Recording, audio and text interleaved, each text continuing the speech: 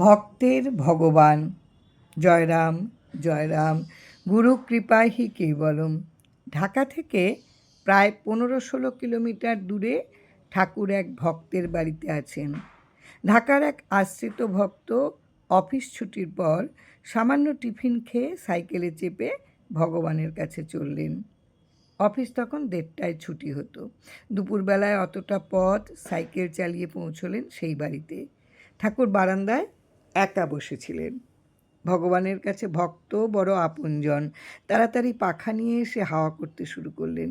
কম্পিত ভক্ত মন। অনেক বাধা সত্ত্বেও ঠাকুর হাওয়া করে গেলেন। সবটাই লীলা শেখানো। লীলার মধ্য দিয়ে তিনি আমাদের শেখান। বাড়িতে কেউ এলে অনেক যত্নে তার আতিথেয়তা করতে হয়। এবার আশ্রিতজন জানতে চাইলেন বাড়িতে কেউ নেই।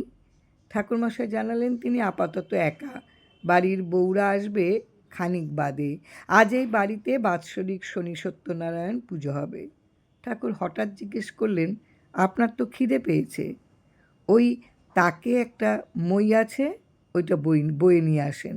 কুণ্ঠিত ভক্ত জানালেন তিনি খেয়ে এসেছেন, কিন্তু ঠাকুরের কথা অমান্য করাও তো যায় না। অবশেষে উঠলেন, ওই মইটা বেয়ে ওপরে উঠলেন। ঠাকুর জানতে চাইলেন কি আছে ওইখানে। ভক্তের উত্তর, পাথরের থালা, বটি, ফল। এ তো সব পুজোর আয়োজন। ঠাকুর বললেন, এখান থেকে আপনার পছন্দের ফল আর বটি আর পাথরের থালাখান লইয়া নামেন। গুরু বাক্য অমান্য করার সাধ্য নেই। অবশেষে এক এক করে সব নামিয়ে আনলেন। ঠাকুর বললেন, বাকল ছাড়াইয়া আপনি খান, আপনার ক্ষুধা পাইছে। মনের টানা পড়ে নিয়ে ভক্তের একদিকে বাড়িতে পুজোর আনা জিনিস, একটু বাদেই পুজো হবে, অন্যদিকে ভগবান বলছেন খেতে। অবশেষে ভক্তের আবদার, তাহলে আপনি প্রসাদ করে দেন।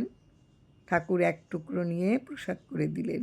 ভক্তের মনের দ্বিধা দূর হলো। প্রসাদ গ্রহণের পর ঠাকুর বাসন ধুয়ে বাকল ফেলে পরিপাটি করে যেমন ছিল তেমনই করেই রাখতে বললেন। সন্ধ্যার খানিক আগে 3 বউ বাড়িতে এলেন। বড় বউ কাপড় ছেড়ে সিঁড়ি বেয়ে ওপরে উঠে চিৎকার, বাবা, এই বছর আমাদের বড় বিপদ। বাৎসরিক শনি পূজার জিনিস পূজার আগেই কে নিয়ে গেছে।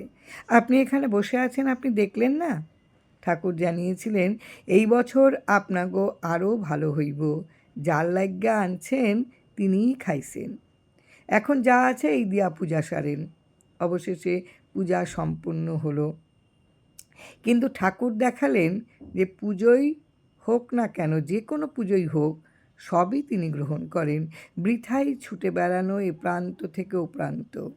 লীলা পার্ষদ প্রভাত চক্রবর্তীর পুত্র ফণীভূষণ চক্রবর্তীর দীর্ঘকালের বন্ধু শ্রীযুক্ত নকুলচন্দ্র দে মহাশয় বয়সের ভারে নুয়ে পড়লেও তার স্মৃতি হাতড়াতে গিয়ে একেবারেই সেদিনের ফিরে যাওয়া মনের নাগাল পেয়েছিলাম।